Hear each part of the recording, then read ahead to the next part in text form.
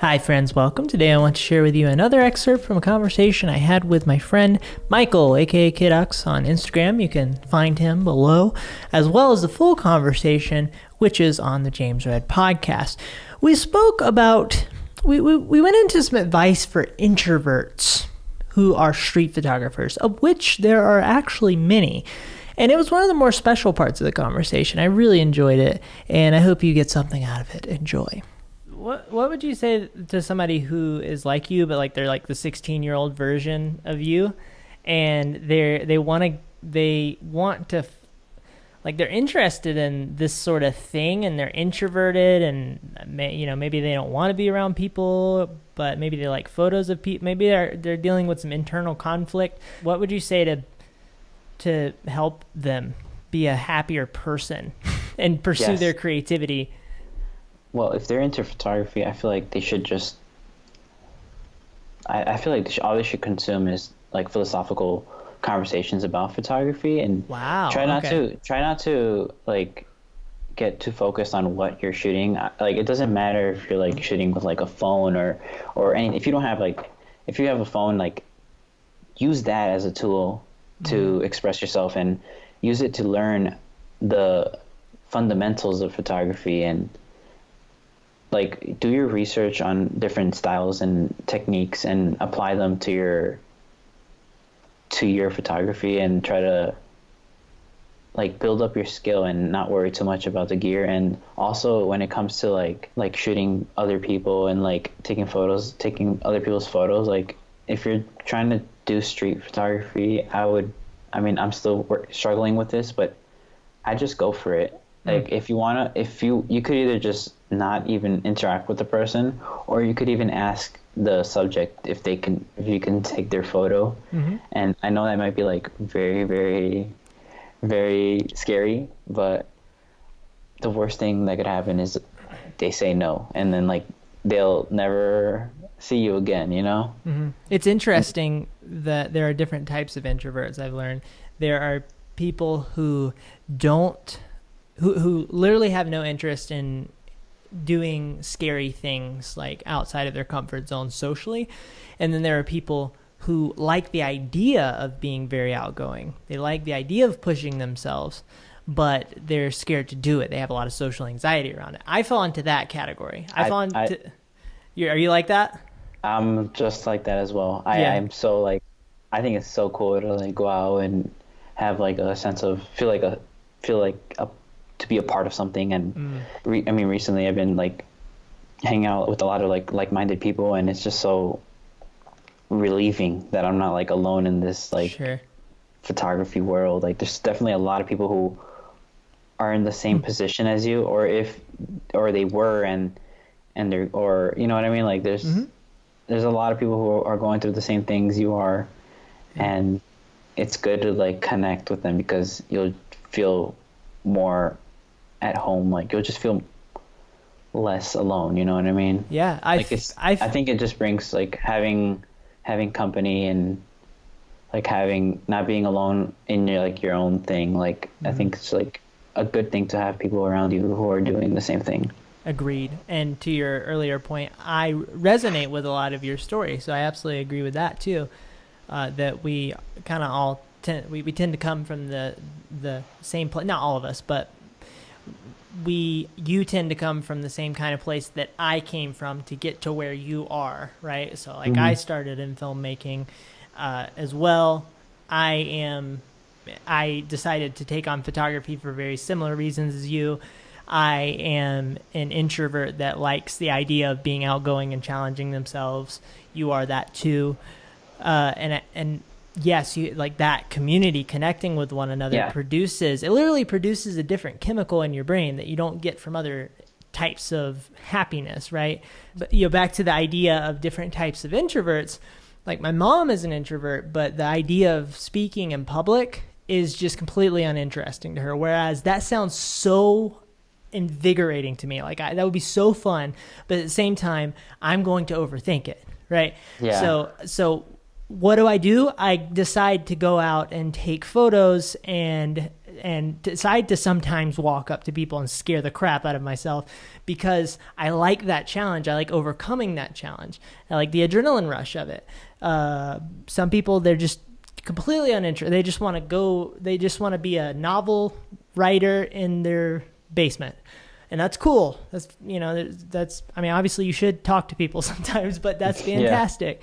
What's so nice about something like what we do is it's a good way to kind of hybridize those things. Like you can go out and interact with people as much or as little as you want to, and you can create things that you feel good about, and you can explore, which we like to do as humans.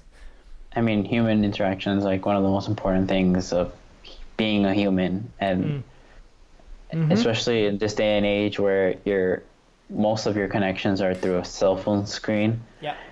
I think it's so important to be part of a community physically, like within like your local area, or just like find a group within your area and try to like be as active in meeting up or just like talking in person, doing photo walks together, just like being part of a community definitely helps with like what a lot of people deal with in the mental health area of today's society. Sure. Yeah. I think we're hitting new levels of depressed in our society. Yeah. Against being so connected, quote unquote. And I feel like there's something about that's very important to pay attention to.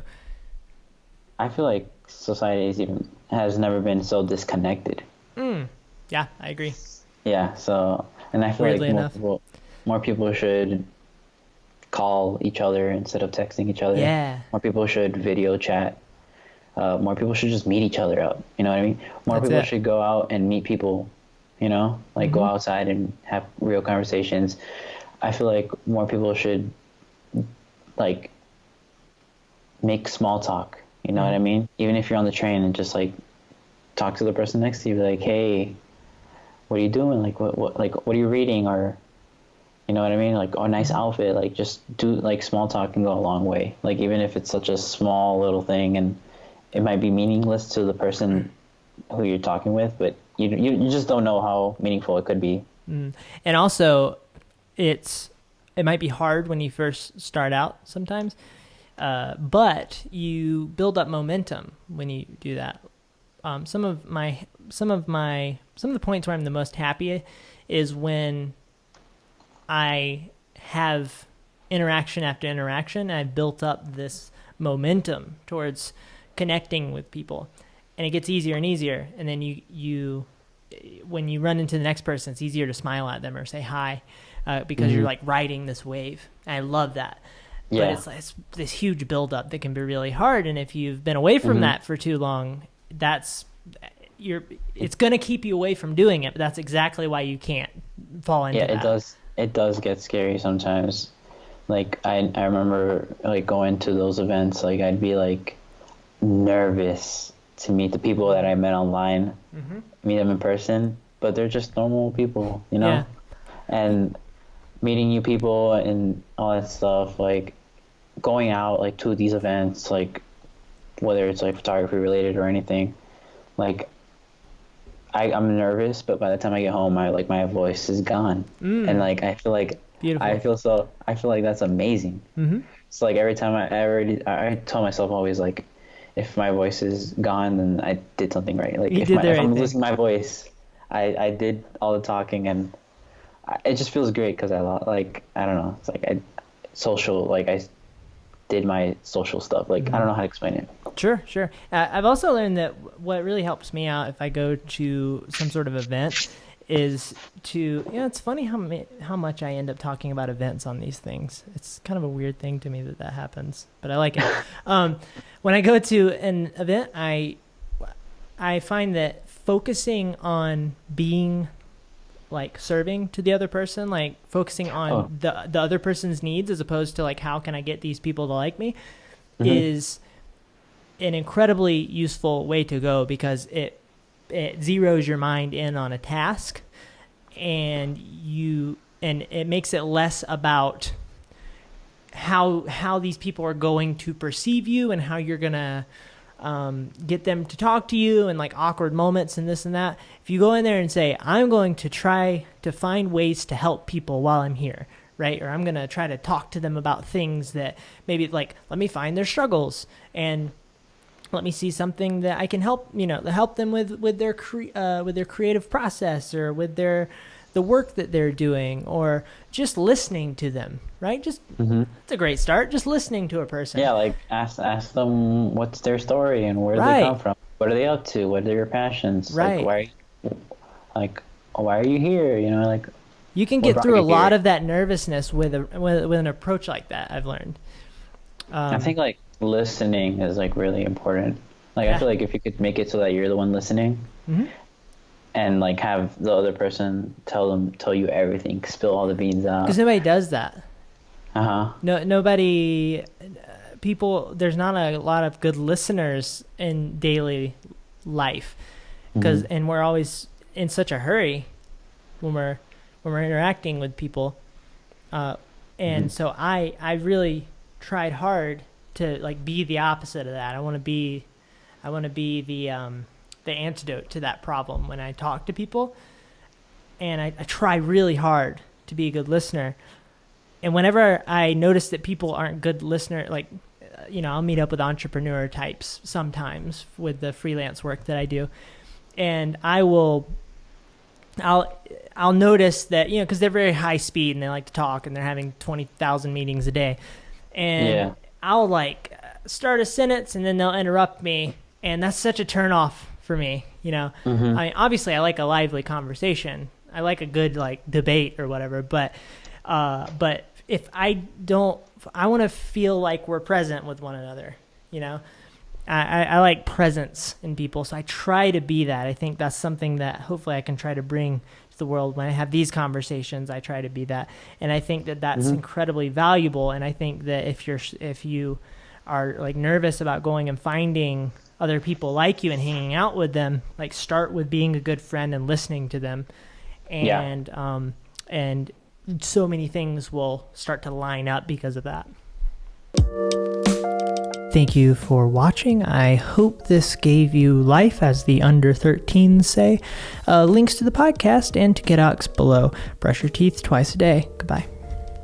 Don't forget to floss, guys, because that's really where the cavities come in, is between those teeth. So make sure you floss your teeth every day.